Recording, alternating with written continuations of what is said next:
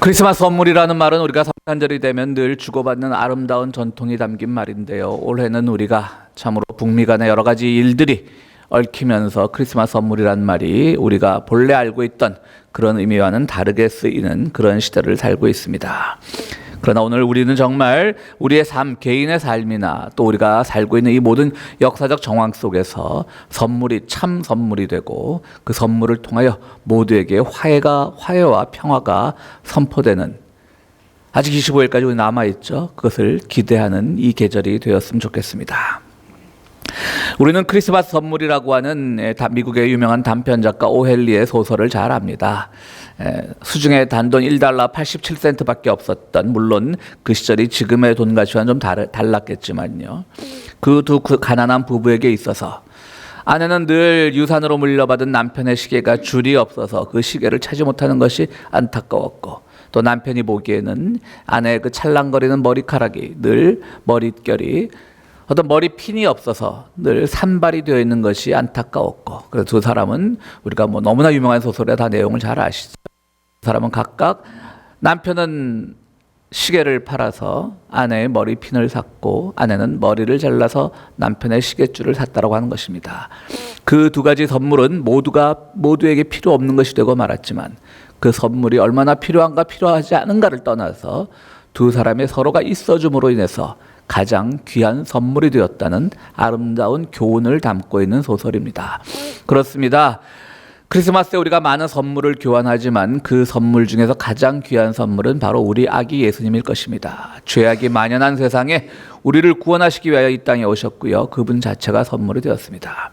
그분은 참으로 초라하게도 말구유에서 태어났지만, 말먹이통에서 태어났지만, 말먹이통 같은 그런 암울한 현실은 그분이 오심으로 인해서 빛나게 되었던 것입니다. 우리가 살아가는 이 현실과 이 세상이, 우리의 삶이 아무리 암울하고 힘들고 외롭고 쓸쓸해도 주님이 우리와 함께 계심으로 말미암아 더 빛날 수 있다는 것을 우리는 이 성탄절 예배를 통하여 깨우쳐야 할 것입니다. 여러분, 결코 말구유가 황금구유로 바뀌지 않았습니다.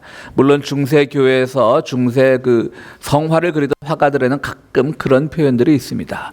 주님이 누우셨던 곳이니까 얼마나 귀할까, 그래서 말구유가 막 윤이 나고 번쩍번쩍하는 그런 성화들도 있습니다만은, 그것은 주님의 오심을 잘못 받아들인 사람들이 그린 그림이겠죠. 말구유는 그대로 초라합니다. 그러나 주님이 거기에 계심으로 말미암아 그것이 황금구유로 바뀐 것이 아니라 그분 자체를 담은 아름다운 요람이 되어서 그 구유가 빛나게 되었던 것입니다. 그렇습니다. 예수로 인해 많은 사람들이 권력을 차지하려고 합니다. 예수로 인해서 많은 사람들이 혐오의 말을 쏟아내고 자기들의 것을 뺏기지 않으려고 합니다. 예수로 인해 부자가 되려고 합니다. 그러나 그것은 모두 오히려 예수를 초라하게 만드는 것입니다. 말씀드렸듯이 말구유가 황금구유로 바뀐 것이 아니라 그 자체가 예수를 담은 좋은 요람이 되었듯이, 오늘 우리는 예수를 믿음으로 말미암아 우리의 현실이 황금으로 변하기를, 보랏빛으로 변하기를 기대하는 것이 아니라 우리의 삶 자체가 예수로 인해서 아름다워질 수 있음을, 우리의 삶 자체가 예수로 인해서 소망 속에 살아갈 수 있음을 믿는 그 신앙 고백, 그것이 이 아침 우리 성탄을 맞는 우리 모두의 신앙 고백이 되어야 됩니다. 성탄절이 되면 우리는 예전처럼 캐롤이 많이 들리진 않지만 저작권 때문에요. 우리는 많이 즐겁고 들떠있는 분위기 속에 살아갑니다. 그 들떠있는 분위기를 가장 잘 반영하는 것이 쇼핑가일 것이고요. 또 하나는 극장가일 것입니다. 점점 이 크리스마스를 기념하는 그런 영화는 줄어드는 것 같습니다. 올해도 겨울왕국 2라고 하는 그 애니메이션 정도가 크리스마스라고 할까요? 하여튼 몇 해 전만 해도 우리가 너무나 잘 아는 나 홀로 집에 이런 것들, 한국 TV에서는 크리스마스만 되면 틀어주는 유명한 영화죠. 보고 또 보고 하는 건데요. 그런 영화들이 크리스마스 분위기를 한층 달궈 놨었는데, 올해는 그런 영화가 없는 것 같습니다. 저는 지난 주간에, 요새 다들 넷플릭스 보시죠? 넷플릭스에서 성탄절하고는 어떻게 보면 상관이 없는데 한 영화를 보았습니다. 두 교황, 그러니까 천주교의 교황이죠. 두 교황이라고 하는 그런 넷플릭스의 오리지널 필름인데요. 그것을 봤습니다. 이 두 교황이라 하면 누굴 말하냐면 지난번 지금 우리 아주 파격적인 행보로 보이기는 프란치스코 전 교황 말고 지난번 교황이 베네딕토 16세라고 하는 교황이었죠. 근데 이분이 죽음으로 인해서 다음으로 교황이 양육되는 것이 아니라 살아있을 때 교황직을 사임한, 교황의 긴 역사 동안에 보았을 때 딱 2번밖에 없었다고 합니다. 2번째로 생전에 자기의 교황직을 양유한 것으로 유명합니다. 이 두 교황, 바로 그런 의미이겠죠. 생전에 양유해서 아직도 살아있는 전임 베네딕토 16세, 그리고 새롭게 교황을 이어받은 프란치스코 교황의 이야기입니다. 지난번 교황인 베네딕토 16세, 그러니까 영화는 극영화인데요. 배우들이 등장한 극영화인데 거의 90% 이상은 사실에 근거한 얘기입니다. 전임 교황 베네딕토 16세는 독일의 유명한 신학자였습니다. 가톨릭 신학자였습니다. 그래서 저희가 한창 신학 공부 시작할 때 이분의 책도 많이 보고 그랬습니다. 조셉 라칭거라고 하는 비록 좀 보수적인 교리학자였지만, 그래서 반면에 한스 퀼이라고 하는 또 다른 가톨릭 신분의 아주 진보적인 신학자가 있어서 두 사람 다 독일을 배경으로 하고 있기 때문에 둘이 항상 많이 싸웠죠. 이제 논쟁을 했다는 얘기죠. 신학적 논쟁을. 근데 이제 조셉 라칭거가 학자로서는 드물게 베네딕토 16세가 됐는데, 이분은 교리학자입니다. 그러니까 보수적일 수밖에 없습니다. 우리가 교리라는 건요, 여러분, 교리만이 우리가 살 길이다 이래서는 안 되지만, 교리를 무시해서도 안 됩니다. 교리주의자가 되어서는 안 되지만, 교리가 우리를 바른 신앙으로 인도하는 하나의 안내자 역할을 한다는 것은 우리 인정해야 됩니다. 결코 교리주의자가 되라는 말이 아닙니다. 우리가 관광 명소에 가게 되면 이쪽으로 가서 이쪽으로 가면 어떤 관광지가 있다라는 그 안내판이 있지 않습니까? 교리한 것은 바로 그것입니다. 근데 목적지에 도달했어요. 목적지도 이곳은 어떤 것이다. 설명서가 다 있죠. 그랜드 캐니언을 가면 그렇고, 옐로스톤을 가면 그렇고. 근데 우리가 생각을 해보세요. 가서 경치는 보지 않고 그 안내판만 보고 내려왔다고 생각을 해보세요. 그런 분들이 바로 교리주의자인 겁니다. 그 아름다운 경치가 있는데 안내판만 보고 오는 거예요. 근데 한편으로는 안내판 자체를 무시해서는 안 되죠. 또 그것은 그까지 우리가 안전하게 갈 수 있게끔 하고 그 배경이 어떤가를 우리에게 설명해 주는 거기 때문에 바로 교리는 이런 겁니다. 그러나 그대로 관광하고 싶은 사람, 꼭 관광하고 싶은 사람만 있는 것은 아니죠. 자기 나름대로 자기의 코스를 개발하고 싶은 사람도 있을 겁니다. 그런 사람 다양합니다. 하지만 안내판은 보수적으로 모든 사람들에게 정보를 주고 안전하게 인도해야 되는 기능이 있듯이 교리도 바른 그런 것이고, 그렇기 때문에 조셉 라칭거는 아주 천주교에서는, 가톨릭에서는 보수적인 신학자로 유명합니다. 근데 이분이 당시에 이 재임하는 기간 동안 신부들의 성추문 사건도 나고 바티칸의 회계 부정 사건도 나니까 더 이상 하기 싫은 거예요. 그리고 이분이 보수적이기 때문에 너무 의전 같은 걸 중시해요. 그냥 교황복도 화려하게 입고. 또 이분이 대단한 피아니스트예요. 그 영화 중에 그런 얘기가 나오더라고요. 자기 피아노 그 연주집을, CD를 그 유명한 비틀즈가 녹음한 그 녹음실에서 녹음했다고 이 전임 교황이 자랑할 정도예요. 교황 프리미엄도 좀 있었겠죠. 그런데 자기가 도저히 이게는 안 되겠다. 그래서 새로운 사람에게 물려주자. 물론 콘클라베라고 하는 교황 선출 그런 회의에서 결정된 것이지만, 그 영화를 보고 전 처음 알았어요. 그 프란치스코 교황이 콘클라베에서 그냥 정말 그렇게 모든 사람들이 함께 투표를 해서 된 줄 알았더니 이미 전임 교황과 이 프란치스코 사이에 양위하는 그런 언질이 있었더라고요. 그런 것들이 다른 추기경들에도 다 전달이 돼서 그렇게 투표로 나타난 게 되겠죠. 어쨌든 제가 드리고 싶은 말씀은 이겁니다. 전임 교황과 달리 프란치스코 교황은 여러분들이 잘 언론에서 보다시피 굉장히 파격적이죠. 교황복도 입지 않습니다. 자색 옷갈에 왕관 쓰고 그런 거 하지 않습니다. 그건 늘 하얀, 그야말로 일반 신부복을 입고 나타나기를 좋아합니다. 그분은 아르헨티나의 빈민가 출신의 호르헤 마리오 베르골리오라는 본명을 가진 분인데요. 청소년 때 어느 날 그냥 건들건들 뒷골목을 걸어가다가 아르헨티나에 어느 성당에 성당이 무너져가는 성당에 수리하는 걸 봤답니다. 그리고 들어가서 보니까 성당이 다 쓰러져 있는데 거기에 그 예수상에서 자기에게 하는 음성을 들었다는 거예요. 지금 프란치스코 교황이 10대 때. 그 뭐냐면 내 교회를 지어라. 그 길로 돌산에 가서요, 돌을 캐가지고 그 교회를 지었어요. 그러니까 보수했어요. 그러니까 10대 때부터 그런 신비 체험이 있는 분이었어요. 그리고 이분은 또 먹고 살기 위해서 나이트클럽의 문지기, 우리가 나이트클럽 기도라고 하죠. 문지기 생활도 해봤고요. 어쨌든 이 두 사람이 서로가 너무나 출신 성분이 다르죠. 하나는 독일의 부유한 집안에서 공부를 많이 했고 유명한 신학자고 피아노의 연주가 실력급이고, 또 이 프란치스코 교황은 사실인지 모르겠지만 교황청에서 회의가 끝나고 화장실에서 용변을 보다가 이 프란치스코 교황이 그 유명한 아바의 댄싱 퀸이라는 노래를 흥얼거려요. 용변을 보면서. 그러니까 이 베네딕토 16세가 그 무슨 노래요? 성가인 줄 알고. 성가 같진 않거든요. 댄싱 퀸 그런 노래 아시죠? 아바의. 그 정도로 두 사람이 다릅니다. 그러나 두 사람은 서로 대화하면서 하나로 이렇게 합쳐져가는 굉장히 아름다운 영화였어요. 여러분들 꼭 한번 보시기를 부탁을 드립니다. 넷플릭스 어카운트 있는 분들은 한번 보시고, 아니면 우리 길동무에서 한번 같이 보도록 하겠습니다. 굉장히 아주 은혜로운 영화고요. 두 다른 지점에 있던 두 사람이 어떻게 서로를 합쳐가나를 보여주는 아주 귀한 영화였습니다. 그 중에 두 사람의 공통점이 하나 있습니다. 두 사람 다 과거가 캥기는 게 있다는 겁니다. 베네딕토 16세 전임 교황은 나치 전력이 있습니다. 근데 좀 억울하기는. 그 당시 나치 아닌 사람이 어디 있습니까? 소년병이었어요. 근데 소년병은 다 강제로 동원을 한 거니까 좀 억울한 면도 있지만, 사람들이 그가 교황이 되었을 때 나치주의자라고 막 손가락질하고 그랬어요. 근데 저는 이 영화를 보면서 프란치스코 교황에 대해 과거를 처음 알았는데, 이분도 더 심한 과거의 트라우마가 있더라고요. 뭐냐면 이분은 굉장히 보수적이었어요. 그래서 제가 어느 신학교에 무슨 도서관장 역할을 맡고 있을 때 그 신학교 안에 있던 책 중에 막시즘에 관계된, 사회주의에 관계된 책을 다 버릴 정도로 이 프란치스코 교황이 보수적이었어요. 그런데 아르헨티나의 독재 정권이 수만 명을 학살하지 않습니까? 그러니까 또 진보적인 신부들이 그 저항 운동을 하는데, 이 프란치스코는 그 독재 정권도 싫지만 그것을 위해서 싸우는 교회의 그런 저항도 좀 마음에 안 들어요. 그래서 자기 선배 신부 하나가 그런 저항단체를 이끄니까 자기가 잘 아는 군부 독재에 높은 사람을 찾아가서 내가 그들이 지금 머무는 곳을 가르쳐 줄 테니, 지금 프란치스코 교황 얘기입니다.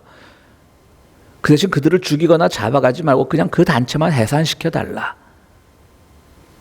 그래서 일종의 밀고를 하게 된 거예요. 굉장히 그분도 아픈 트라우마가 있더라고요, 보니까. 근데 아르헨티나 당시 한 20년 전에 아르헨티나 정부가 어떤 정부입니까? 수만 명을 학살한 사람들 아닙니까? 그 약속을 들어줬겠어요? 다 잡아 죽였죠.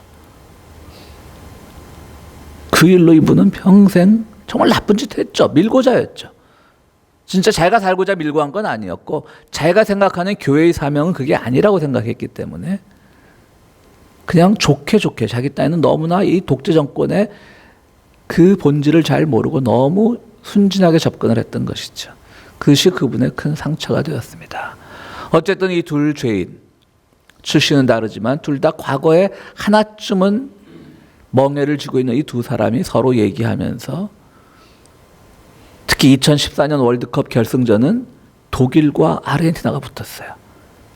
그래서 조세 라친거 베네딕토 16세와 이 프란치스코 교황은 그 축구 경기를 같이 봅니다. 전임 교황은 독일 출신, 신임 교황은 아르헨티나 출신입니다. 여러분들 기억하시죠? 그때 독일이 우승했습니다. 그 다음 2018년은 월드컵에는 독일이, 전에 우승국 독일이 우리 한국한테 참패를 당했고요. 기억하시죠?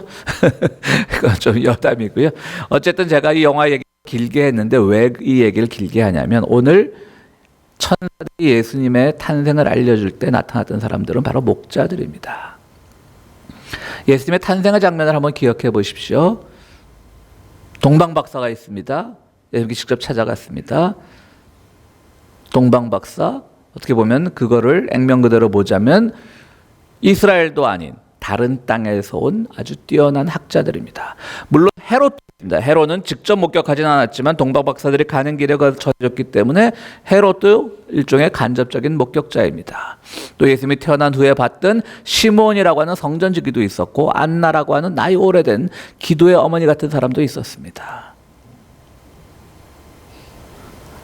예수님의 탄생의 장면에 목격자가 되어졌던 사람은 악독한 왕에서부터 동방에서 온 지식인들, 감히 성전에 들어와서 안 되는, 성내에 들어와서 안 되는 목자들은 성내에 들어와서 안 됩니다. 천민입니다. 당시에 우리식으로 얘기하면 상것들입니다. 저는 그래서 두려워하지 말아라는 게 그런 뜻도 있었다고 생각을 해요. 왜 우리 같은 천것들한테 천사가 나타나지? 천한 것들한테? 그 천사가 나서 두려워하지 말라는 거예요. 그러니까 오늘 성탄의 목격자들은요, 모두가 되는 겁니다. 그래서 제가 그 영화 두교황이라는 영화를 바로 가장 고결하게 살아왔던 한 신부와 가장 밑바닥부터 살았던 한 신부가 만나서 교황을 주고받는 그 관계가처럼 교회는 신비의 공간이고 예수 그리스도의 탄생도 신비의 영역인 겁니다. 사회는 여전히 악하고 사회는 여전히 많은 불의가 기승을 부리지만 그러나 주님은 헤롯 같은 사람에게도 간접적으로 알려질 만큼 모든 사람에게 찾아오는 그런 의미를 가진 성탄을 오늘 우리가 맞게 되기를 바라고 있는 것입니다. 교회의 기능은 바로 그것입니다. 교회는 영적인 의미를 추구해야 되지만 사회 정치적으로 문제가 되는 상황을 외면해서는 안 됩니다. 동시에 사회 정치적으로 문제가 있는 것을 외면하고 그리고 오히려 그것에 대해서 너무 외면한 것이 아니라 너무 몰두해서 교회의 영적인 측면을 간과하는 그런 교회도 안 될 것입니다. 영적인 것은 곧 우리의 이웃을 돌보는 것이고 이웃을 돌보는 것은 곧 주님과 만나는 성탄의 의미, 목자에서부터 가장 높은 임금에까지 전달되었던 그 성탄의 의미는 오늘 우리가 살아가는 이 현실의 교회에서 영적인 의미와 사회정치적인 참여와 이웃을 돌보는 것과 내 자신이 영적으로 성숙해지는 것이 어떻게 조화를 이루어야 되는가를 잘 보여주는 사건이고 영화 두 교황도 그런 것들을 우리에게 잘 보여줍니다. 우연히 유튜브를 보다가 폴리폰이라고 하는 이 하나의 음악에 대한 용어를 알게 됐습니다. 여러분들 우리가 이 성가대 가면 하모니죠. 하모니 우리가 뭐 화음 하모니죠. 그것은 뭐 이렇게 화성학이라 그래서 이렇게 두 개의 소리가 잘 조화될 수 있도록 뭐 3도 차이 뭐 이런 거 있습니다. 저도 뭐 이론만 압니다. 중고등학교 때 음악 시간에 배운. 근데 폴리폰이라는 건 뭐냐면요. 주로 이 불가리아 같은 동구에서 유명한 음악인데요. 화음이 없어요. 근데 다 불러요. 각자의 노래를. 근데 그것이 하나의 묘한 화음이 돼요. 그래서 그걸 폴리폰이라고 하더라고요. 여러분들 한번 유튜브에서 폴리폰이라고 찾아보시면 그냥 불가리아 할머니들이 앉아갖고 자기들 노래를 막 불러. 화음이 안 맞아요. 하모니는 안 돼요. 근데 묘하게 그게 또 조화가 돼요. 그래서 저는 우리의 그 신앙이라는 것은 하모니가 아니다. 하모니라는 건 어떤 아름다운 소리를 내기 위해서 막 음악학적으로 화성학적으로 조화를 시키는 거라면 우리는 자기의 소리를 다 내되 그것이 하나님 안에서 조화가 되는 것이죠. 그래도 폴리포니에 못 들어오는 것도 있습니다. 어떤 게 못 들어올까요? 가사가 나름 못 들어오죠. 하나의 아리랑, 우리로 치면 아리랑을 부르는데 각자 자기 아리랑을 부르는데 그게 다 조화가 되는 거예요. 근데 가사는 같아야 되겠죠. 제가 이 말 드리는 거는 폴리포니라고 해서 모든 세상의 죄인들을 다 우리가 하자는 얘기가 아니라 여전히 그들의 언어의 혐오와 증오와